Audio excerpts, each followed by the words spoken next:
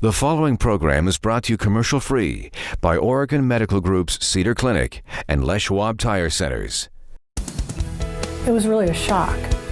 I've been pretty healthy most of my life, and so I just didn't see it coming. It's just funny, you just change and you look in the mirror and go, okay, I'm still here, but I don't look like or feel like I used to. We have no idea why we keep getting breast cancer in our family. I was trying to be conscientious and take care of myself, but I never had this fear hanging over me that, oh, it's going to happen to me someday. And then it did. I'm Kelly Warner. Not a day goes by that breast cancer doesn't touch lives right in our communities.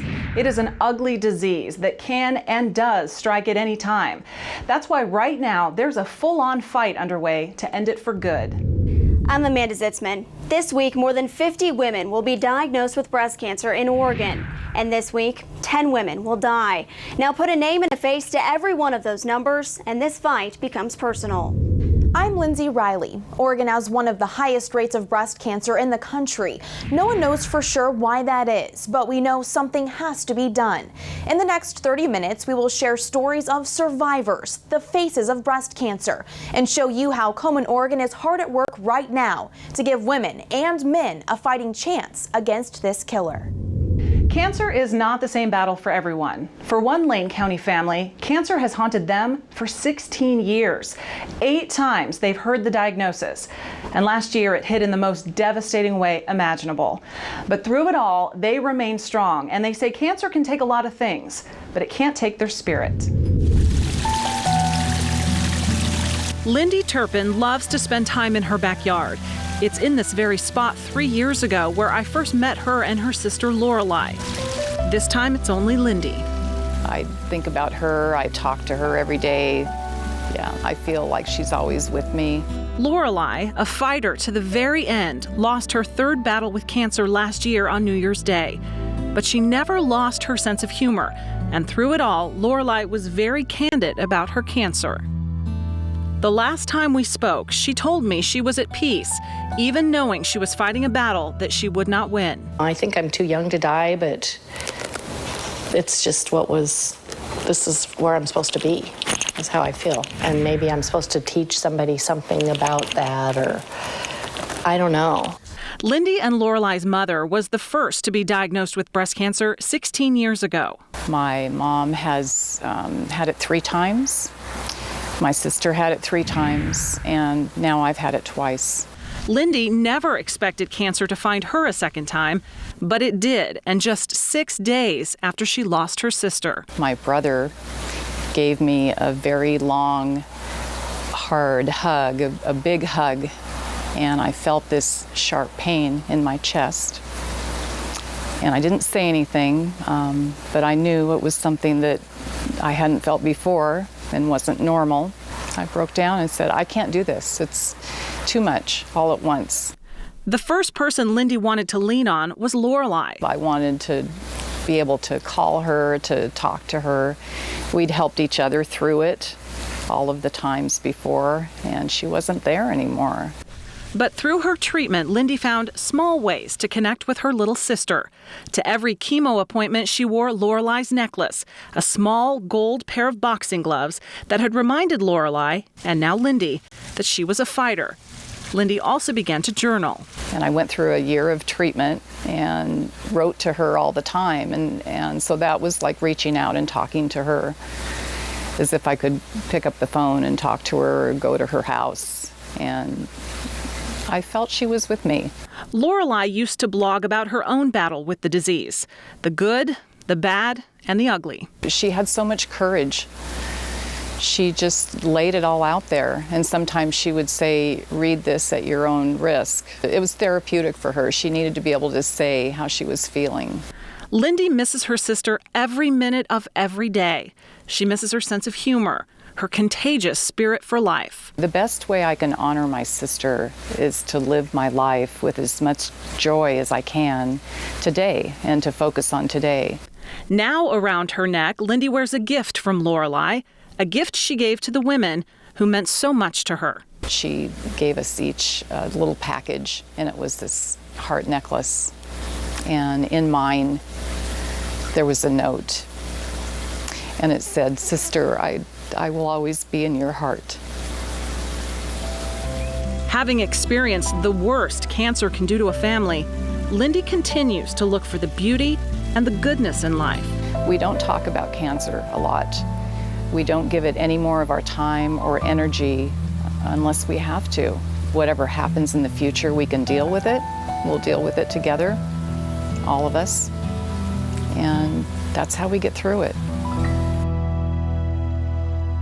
Lindy and Lorelai's mom was diagnosed with breast cancer for the third time just this past spring. Lindy passed on to her the boxing glove necklace and hopes beyond hope this is the last time someone in their family will need to wear it. Every day, the Susan G. Komen Foundation is fighting to end breast cancer here in Oregon. Every dollar you help raise at the Eugene Race for the Cure gets us one step closer to that goal by supporting women and men in our local communities who are fighting this disease. To date, Komen, Oregon has invested about $29 million here in the state. It recently awarded a grant to the Willamette Valley Cancer Institute locally to create a support group for newly diagnosed women. For 5 years, it supported the Patient Navigator program at Oregon Imaging Centers. Komen is also supporting critical research, some being done here in the state, and it's helping to get more women in our local communities screened for breast cancer. Particularly for women who live in very small rural pockets of the county where there's a very high uninsurance rate among women here. We need women to keep having conversations with their physician all year long about breast health and not just think about it during the month of October. The fact is, the earlier breast cancer is detected, the better your chances of surviving it. In order to stop cancer in its tracks, the more we know, the better. That's why 300,000 volunteers are needed for a nationwide study into what causes cancer and what kinds of things can help prevent it. A day at the gym is a day at work for Steve Offeroff. He's the health and fitness director for the city of Eugene, and he's one of thousands locally who have signed up for the American Cancer Society's Cancer Prevention Study 3. 1,600 people will die today, 1,600 people died yesterday, 1,600 people are going to die tomorrow. That statistic is scary, and it's one of the reasons people are signing up to be a part of the study. They're filling out questionnaires, giving a blood sample, and having their waist measured. That's just the start. Every year, for the next 25 to 30 years, participants agree to fill out a new survey to see if what they're doing and how they're living puts them at risk for cancer or protects them. We're not asking people to change how they're living. We just want to follow how people are actually living and see what that correlation means between that and cancer. Family history definitely has a big factor, but I think how we eat, if we exercise, is going to be a huge factor. Only time will tell. If we can have less people die of cancer every year, then this study will be successful. This is the third time a study of this magnitude has been done. The first one, conducted back in the 1950s, showed a direct connection between smoking and cancer. The second, which began in the 80s, showed the link between obesity and the disease. More volunteers are needed for the study. You must be between 30 and 65 years old and have never had any type of cancer. We wouldn't be making the strides against breast cancer that we are if it weren't for people stepping forward to help raise money. Race for the Cure is a perfect example. But there's a woman in Salem who found another way to support the cause through her love of softball. What she never knew was that one day, cancer would find her. One a weekend every year, they come from all across the state to Wallace Park in Salem. Pink is their warrior color. Bats high and gloves ready. They're here to compete. But the real opponent is not just the other team on the field. The real opponent is breast cancer. My grandma had it. She's a survivor, which is wonderful. And so many people I know have someone who unfortunately has passed from it or is a survivor. And so it affects all of us in some way and can affect one of us any day. With a lot of help, Chris Knox started this tournament 12 years ago. She did it in honor of her mom, Linda, who was fighting breast cancer at the time. She absolutely loved being out here at this park on the ball field, and so she was excited about what it could be. She passed in March, and our first tournament was in August. 8 years later, Chris was diagnosed with the same cancer that took her mom. I never had this fear hanging over me that, oh, it's going to happen to me someday, and then it did. The softball tournament has become a way for teams from all over to join forces and support the work of Komen, Oregon. to support women. There are women all over in the entire United States that get diagnosed every year with breast cancer, and so we want to do our part to help fundraise and just participate, and it's women uplifting women. 96 games played over the course of 3 days, more than 4,200 softballs used, each one dedicated in honor of a fighter or in memory of a life lost. And each ball is thrown into play by a breast cancer survivor at the start of each game. In honor of Linda Keller. The teams keep coming back because they have fun here. But this is also a weekend of education. When they come here and they realize, look at that person right there as a survivor, and look at all the things I have in common with them. You know, if them, then maybe me. So what do I need to know? How do I take care of myself? That is Chris's goal, and with every crack of the bat, they're sending a message to breast cancer. We are here having a great time, and it's almost like we're going to play in spite of you, you know, and you can't take our fun away, and you can't take our love of the game, and you can't take our passion about making a difference. You know, it's amazing to watch and be a part of, and I will come back until I can't play softball anymore. So. Since the tournament began, Play for a Cure has contributed $195,000 to the work Susan G. Komen is doing here in Oregon. Chris plans to present another check to Komen at this year's Race for the Cure in Eugene.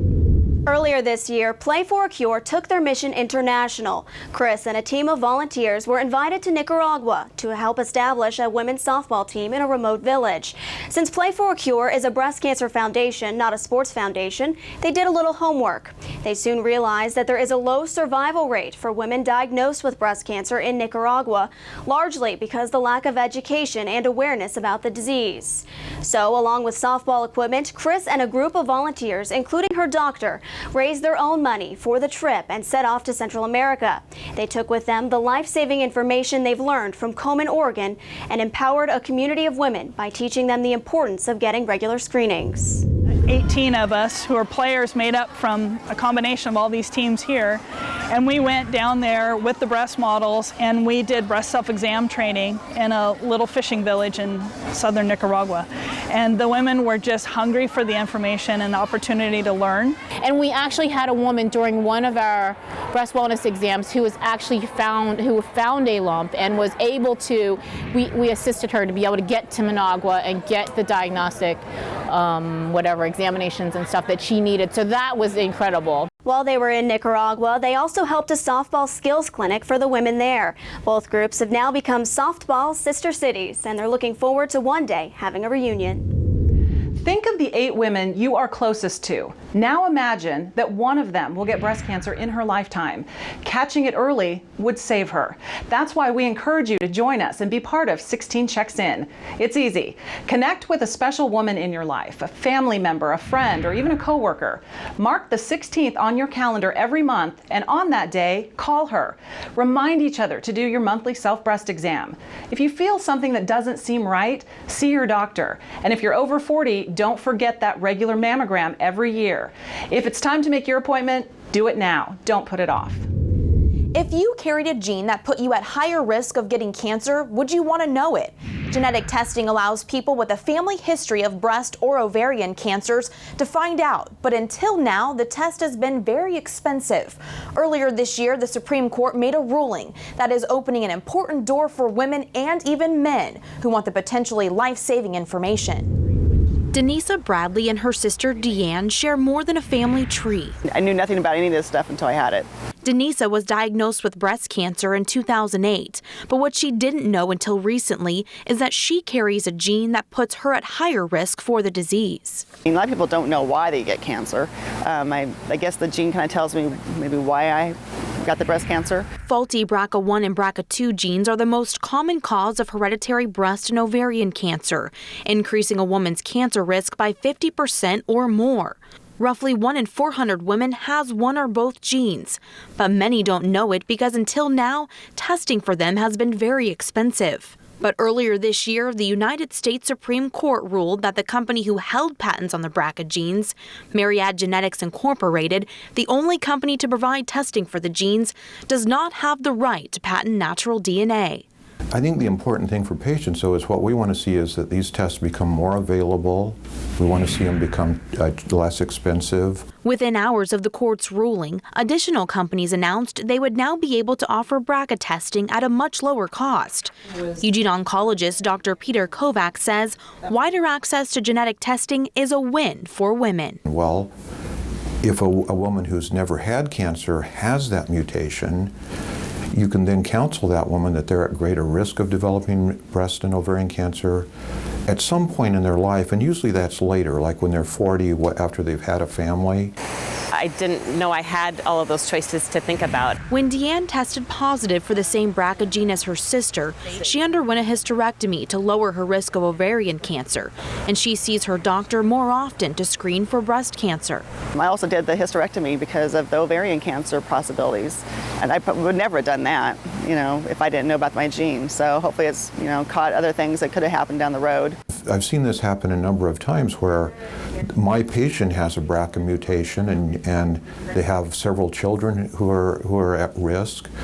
And believe me, some of the happiest days of their lives is when they find out that their children did not inherit that mutation and are not at greater risk of breast or ovarian cancer. That is just absolutely huge for those families to know that. I don't want to go through what she went through. She didn't want to see me go through what she went through, and knowing that the testing was available and there was additional testing that can be done to help prevent going through cancer in the future was very empowering. Knowing that she and her sister carry the BRCA genes, Deanne says she will continue to be proactive by having her daughters tested when they become old enough. Genetic testing is just as important for men as it is for women. Children whose mothers have the mutation have a 50% higher risk of inheriting the disease themselves. Josh Harpole was tested after his mother developed breast cancer for the second time. His test came back positive. I pretty much knew I had the gene. I was just like, it just kind of just made sense. I don't know, we're really close. It just kind of like, and it was just like, okay. I mean, it was a real shock. Well, both the men are surprised and sometimes the women are surprised that we recommend testing their male relatives. And the issue is, it's not a sex-linked gene. So it can be in men and women. Men can pass it on to their daughters. Women can pass it on to their sons. While women who test positive can have a preventative mastectomy to lower their risk of getting breast cancer, there's really no recommended treatment for men. Josh has been told to do frequent self-breast exams, and he also runs a higher risk for prostate cancer. To help protect himself, he's making diet and exercise a priority, and he's relieved about the recent Supreme Court ruling that should give patients better access to testing. Every cancer therapy being used today started with clinical trials, with people volunteering to try something new in hopes that it will work. Some patients at Willamette Valley Cancer Institute are currently participating in a study for women with stage 0 cancer. That's cancer in its earliest form. If a woman with that cancer tests positive for numerous copies of a gene called HER2/neu, she's a good candidate for the study. Half of those women will receive traditional radiation, while the other half will receive radiation plus 2 doses of a drug called Herceptin. Herceptin is designed to turn off cancer cells.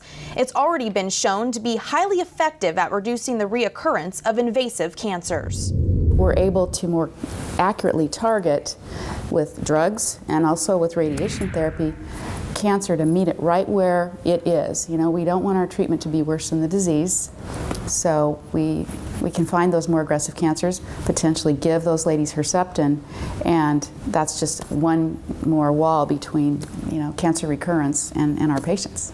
Patients at WVCI are also participating in another study. They're looking at whether women could benefit from getting an equivalent dose of radiation given in half the time, 3 weeks instead of the standard 6 weeks.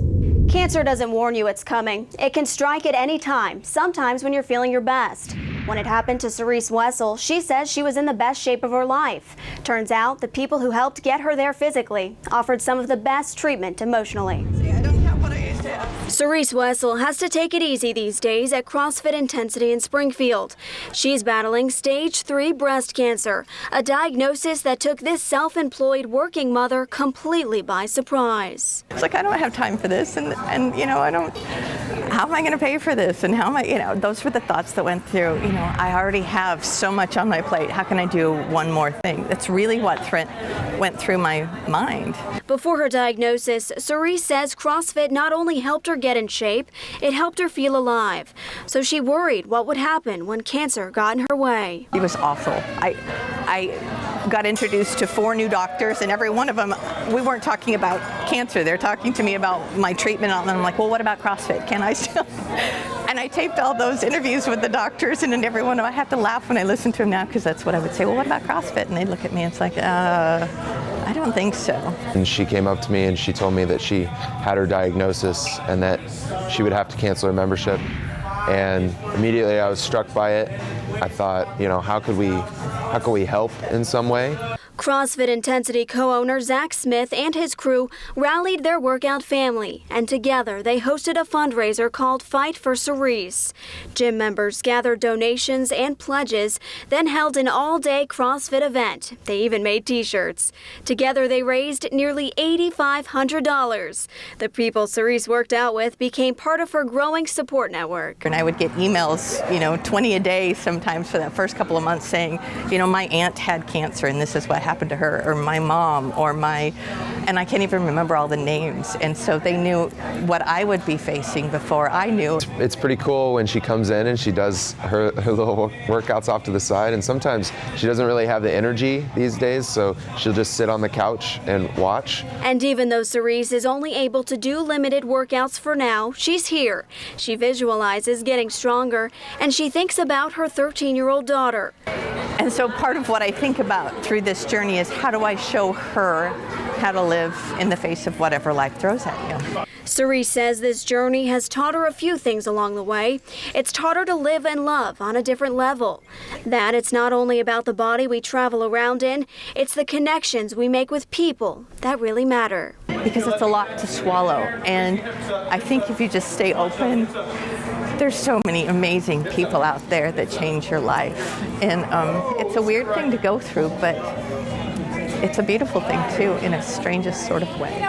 Cerise's goal is to get through her treatment this year, then to find balance. And at CrossFit, she'd like to get back to her personal best of deadlifting 150 pounds.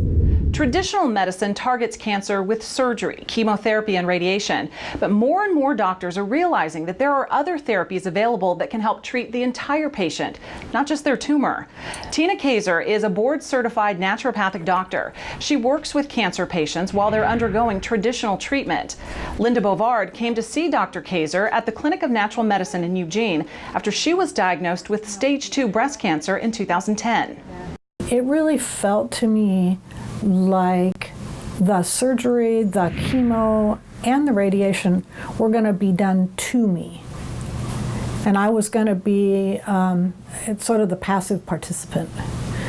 And I didn't want that. Through complementary therapies, Dr. Kaiser helped ease some of the side effects Linda was experiencing from chemotherapy, like fatigue, nausea, and numbness in her fingers and toes. My job is to look at the precise side effects of a treatment and say, how do we lessen those side effects without getting in the way of the treatment? So that can be yoga, that could be exercise, dietary changes. In my case, we do some nutritional supplements that are selected specifically for that patient and that period of time.